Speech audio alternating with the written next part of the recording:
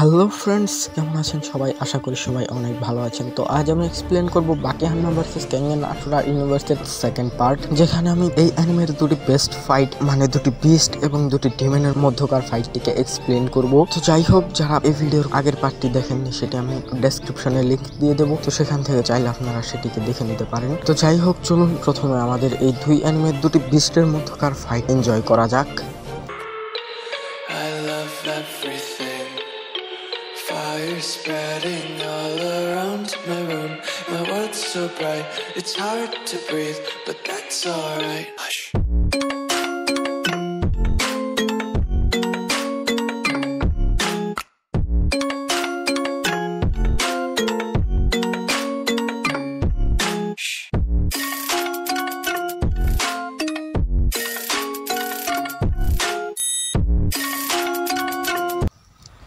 তো এখানে রায়ান কুরে এবং জ্যাক হানমা অ্যারিনায় চলে আসে ফাইট করার জন্য। তো প্রেসিডেন্ট কাতাহারা এবং টোকুগাওয়া আগেই এই দুজন ফাইটারকে তাদের অপোনেন্টের ব্যাপারে সকল কথা জানিয়ে দিয়েছিল, এবং এখানে জ্যাক হানমা যে স্টেরয়েড ইউজ করে এবং রায়ান কুরের যে বংশগতভাবে একটি ইনহিউম্যান টাইপ ফাইটার, সেটিও এরা দুজনে একে অপরের সম্পর্কে জানতো। তো এখানে শুরু হয় এই দুই বিস্টের মধ্যে ফাইট, এবং এরা এখানে অ্যারিনার মধ্যে আসার সাথে সাথেই একে অপরের উপর আক্রমণ করে দেয়। আর এখানে আমরা দেখতে পাই যে রায়ান কুরে এবং জ্যাক হানমা একে অপরকে অনেক স্পিড এবং ঘুষি মারছিল, কিন্তু এখানে কাটসুমি লক্ষ্য করে যে রায়ান কুরের ঘুষির স্পিড ধীরে ধীরে জ্যাক হানমার চেয়ে বেড়ে যাচ্ছে। সে এখন ধীরে ধীরে জ্যাক হানমার চেয়ে আরো বেশি পাওয়ারফুল হচ্ছে, আর সে কোনোভাবেই জ্যাক হানমাকে তাকে হিট করার সুযোগই দিচ্ছে না। তো এটি থেকে বাকি হানমার সাইডে যারা ছিল তারা জ্যাক হানমাকে নিয়ে চিন্তা করতে থাকে, আর তখনই রায়ান কুরে জ্যাক হানমাকে সজোরে একটি লাথি মারে এবং তাকে অনেকটা দূরে ফেলে দেয়। তো তখনই রায়ান কুরে জ্যাক হানমার কাছে যায় এবং সেখানে জ্যাক হানমাকে বলে, জ্যাক হানমা, আমি তো তোমার ব্যাপারে অনেক কথা শুনেছিলাম যে তুমি নাকি কৃত্রিম ভাবে নিজের শরীরকে শক্তিশালী বানিয়েছো, আর এর সাথেই তুমি নাকি স্টেরয়েডও ইউজ করো। তো বন্ধুরা, স্টেরয়েড এখানে এক প্রকার ড্রাগস,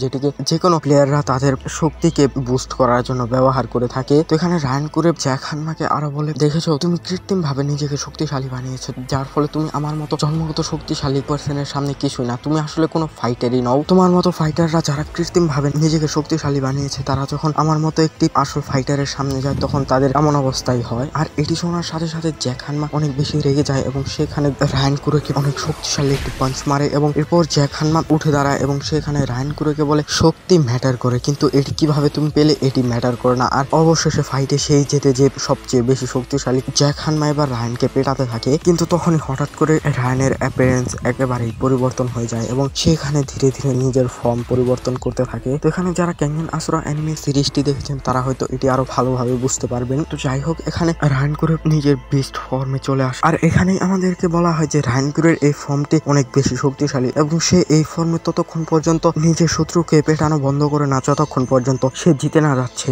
আর এখানেই আমরা দেখতে পাই যে জ্যাক হানমাও আগে থেকেই নিজের মুখের মধ্যে একটি স্টেরয়েডের প্যাকেট রেখে দিয়েছিল, যার ফলে এখানে জ্যাক হানমা সেই স্টেরয়েডের প্যাকেটটি গিলে নেয় এবং সেও এবার নিজের পাওয়ার বুস্ট করে নেয়। আর এখানেই শুরু হয় এদের দুই বিস্টের মধ্যে পুনরায় ফাইট, যেখানে এরা দুজনেই একে অপরকে অনেক বাজেভাবে মারছিল। আর এখানে রায়ান কুরে যখন জ্যাক হানমার পেটে অনেকবার আঘাত করে তখনই জ্যাক হানমার এখানে অস্বস্তি বোধ হতে থাকে এবং সে এখানে রিং এর মধ্যে বমি করে দেয়। আর এর ফলে জ্যাক হানমার শরীর থেকে স্টেরয়েডের প্রভাব শেষ হয়ে যায় এবং সে একদমই রোগা পাতলা হয়ে যায়। তো এটি দেখে রায়ান কুরে জ্যাক হানমাকে বলে, ও আচ্ছা, তাহলে এই হচ্ছে তোমার স্টেরয়েডের পাওয়ার। কিন্তু তবুও এখানে জ্যাক হানমা হার মানে না এবং সে এখানে রায়ান কুরের সাথে ফাইট করার জন্য এগিয়ে যায় এবং এরা দুই বিস্টই একে অপরকে নিজেদের মাথা দিয়ে বাড়ি মারে এবং এরপরে আবার এরা দুজনে একে অপরকে মারতে থাকে। তখন সেখানে মাস্টার কাকু এদের সকলকে বলে, আমরা এবার কাদেরকে একে অপরের সামনে দাঁড় করিয়ে দিয়েছি, এরা দুজনে তো কোনোভাবেই হার মানবে না এবং এই ফাইট ততক্ষণ পর্যন্ত শেষ হবে না যতক্ষণ পর্যন্ত কেউ মারা না যাচ্ছে। এটি আমরা কি করেছি। কিন্তু তখনই সেখানে টোকুগাওয়া উঠে দাঁড়ায় এবং সেখানে এদের দুজনকেই বলে যে অনেক হয়েছে, তোমাদের ফাইট এখানেই বন্ধ করো, তোমাদের মধ্যে উইনার ডিসাইড হয়ে গিয়েছে। কিন্তু জ্যাক হানমা এবং রায়ান কুরে এটি শোনার পরেও তাদের ফাইট বন্ধ করে না এবং এখানে যখন রায়ান কুরের জ্যাক হানমাকে একটি লাথি মারতে নেয় তখন জ্যাক হানমা রায়ান কুরের কাঁধে কামড়ে দেয় এবং সেখানে রায়ান কুরেকে ধরে দূরে ছুঁড়ে মারে। কিন্তু তবুও এখানে রায়ান কুরে উঠে দাঁড়ায় এবং সেখানে সোজা এসে জ্যাক হানমার গলা চেপে ধরে। সেখানে জ্যাক হানমাকে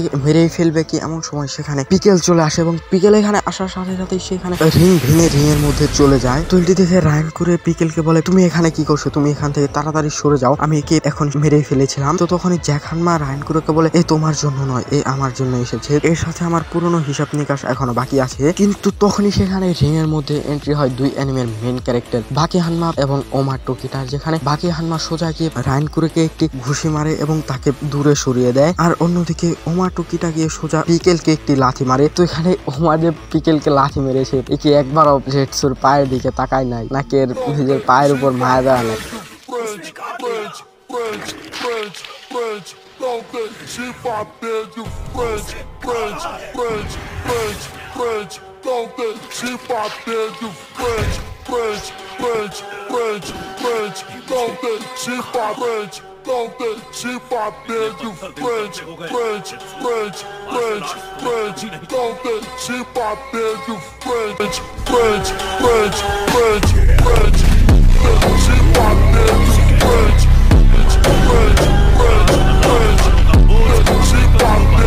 তো যাই হোক, এখানে ওমা লাথি মারার পরপরই শান্ত মাথায় পিকেলকে বোঝাতে থাকে এবং সেখানে পিকেলকে বলে, আমি জানি তুমি আমার ভাষা বুঝতে পারো না, কিন্তু আমি এও জানি যে তুমি আমার ফিলিংস অনেক ভালো মতো বুঝতে পারবে। আর সে এখানে পিকেলকে এটি বোঝাতে সক্ষম হয় যে সে যেন এই ফাইটটি শেষ হওয়া পর্যন্ত কারোর উপর আক্রমণ না করে। আর এখানে এই রিং এ একমাত্র ছিল জ্যাক হানমা। তো এটি দেখে বাকি হানমা জ্যাক হানমাকে বলে, তুমি এই ফাইটটি হেরে গিয়েছো, রায়ান কুরে অনেক আগেই তোমাকে হারিয়ে দিয়েছে। তো এটি শুনে জ্যাক হানমা কিছুতেই হার মানতে চাচ্ছিল না এবং সেখানে যাওয়ার আগে রায়ান কুরেকে এটি বলে যায়, আমাদের ফাইট এখনো শেষ হয়নি, কারণ আমি এখনো হার মানিনি। এরপরে এই দুটো বিস্টকে ব্যাটেল এরিনা থেকে সরিয়ে নেওয়া হয় এবং এরপরেই শুরু হয় এই সিনেমার one of the best fight, Demon versus Demon, যেখানে এক পাশে ছিল ডিমন প্যাকওয়ালা বাকি হানমা এবং অন্য পাশে ছিল নিকো স্টাইল ইউজার ওমা টুকিটা। আর এদের দুজনের এই দুটি ফাইটিং স্টাইলই অনেক বেশি শক্তিশালী ছিল। তো এরপরেই এরা দুজনে একে অপরের সামনাসামনি চলে আসে এবং এখানেই শুরু হয় বাকি হানমা ভার্সেস ওমা টুকিটার ফাইট, যেখানে ওমা বাকি হানমাকে দেখছিল এবং সেখানে বাকি হানমাকে দেখে বলে, এই ছেলেটি তো এখানে চতুর্পাশে পরিবেশ অ্যানালাইজ করছে। তো যাই হোক,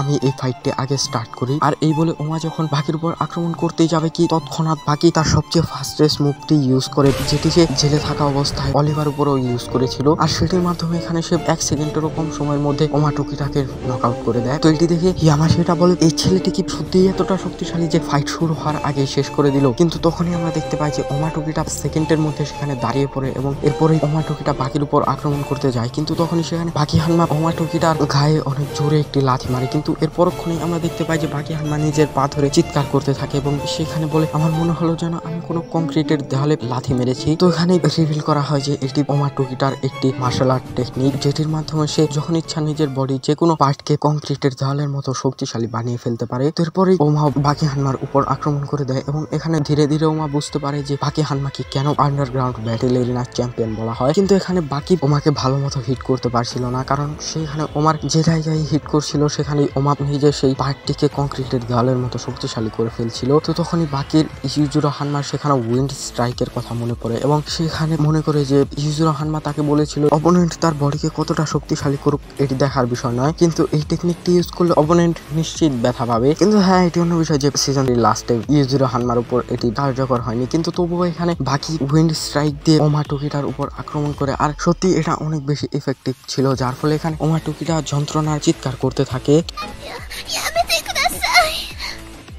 কিন্তু তবুও এখানে ওমা টুকিটা উঠে দাঁড়ায় এবং সেখানে বাকির উপর আক্রমণ করে দেয়। কিন্তু বাকি এই আক্রমণটি ডজ করে খানিকটা দূরে গিয়ে দাঁড়ায়। আর এখানে আমরা দেখতে পাই যে বাকির বডি ধীরে ধীরে রিয়াক্ট করছে। বন্ধুরা, এখানে বাকি সেই টেকনিকটি ইউজ করবে যেটি সে তালাপোকার কাছ থেকে শিখেছিল এবং সেখানে নিজের বডিকে একদমই রিল্যাক্স করে তার ম্যাক্সিমাম পাওয়ারের সাথে ওমা টুকিটার উপর আক্রমণ করে। কিন্তু এখানে ওমা টুকিটা তার একটি মার্শাল আর্ট টেকনিক ইউজ করে বাকির ফোর্সকে বাকির বিরুদ্ধে কাজে লাগিয়ে বাকিকে অনেক দূরে ছুঁড়ে ফেলে। আর এরপরেই ওমা টুকিটা বাকির কাছে গিয়ে বাকিকে অনেক জোরে একটি ঘুষি মারে। কিন্তু তখনই বাকি সেখানে মাস্টার কাকুর সাহসী ইউজ করে, যার ফলে ওমার এই ঘুষিটি বাকির উপর তেমন এফেক্টিভ হয় না। তো এইভাবেই বাকি এবং ওমা একে অপরের সাথে ফাইট করতে থাকে এবং আমাদেরকেও এদের দুজনেরই অনেক মার্শাল আর্ট টেকনিক দেখানো হয়, যেগুলো এই দুটো সিরিজেই এতদিন পর্যন্ত আমাদের দেখানো হয়েছে যে বাকি এবং ওমা নিজেদের যে সকল মার্শাল আর্ট টেকনিক গুলো অন্যের কাছ থেকে শিখেছিল বা নিজেরা ডেভেলপ করেছিল, এর মধ্যে এক পর্যায়ে বাকি সরাসরি ওমার সেই টেকনিকটি ইউজ করে, যে টেকনিকটির মাধ্যমে ওমা বাকির ফোর্সকে বাকির বিরুদ্ধে কাজে লাগিয়েছিল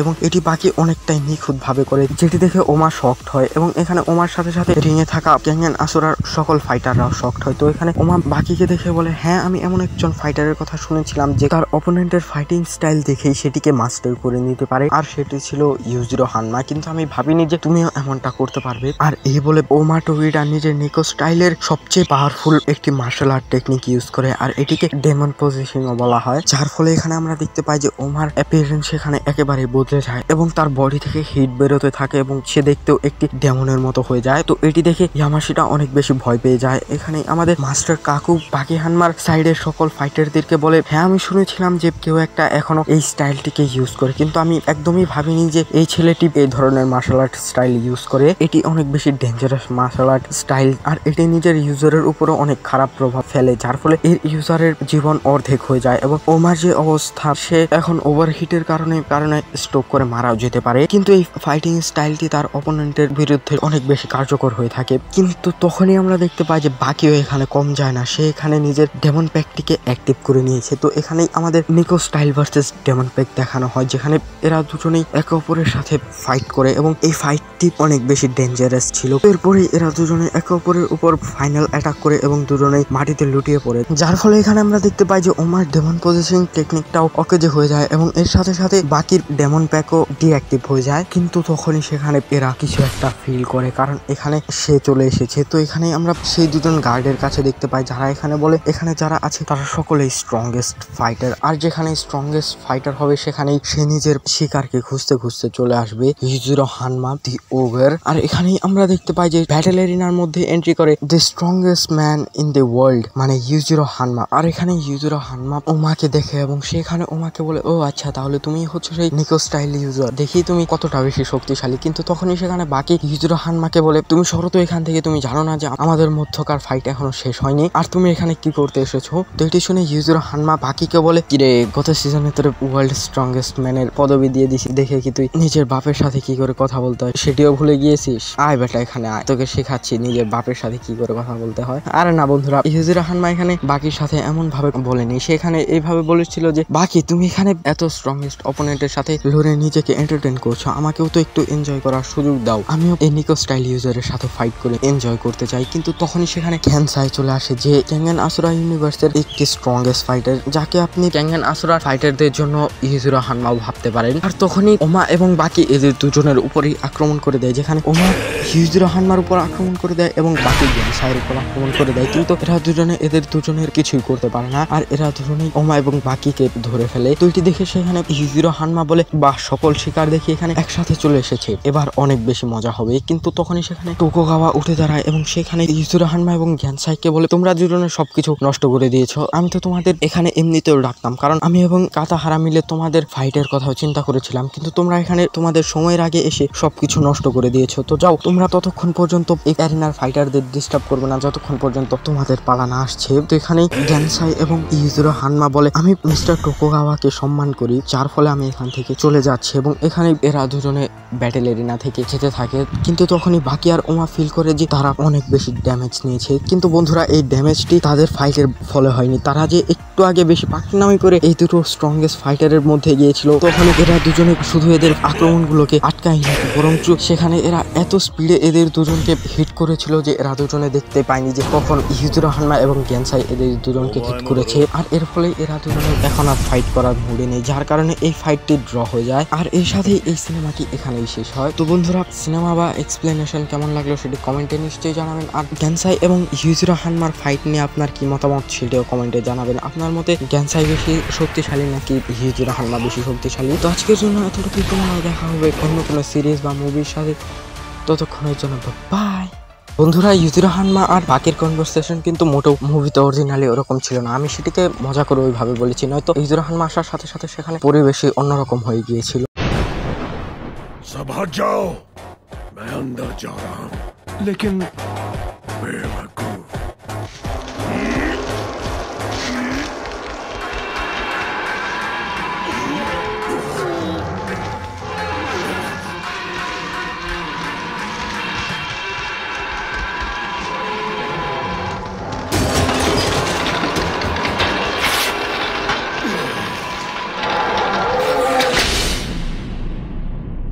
लो, मैं आ गया।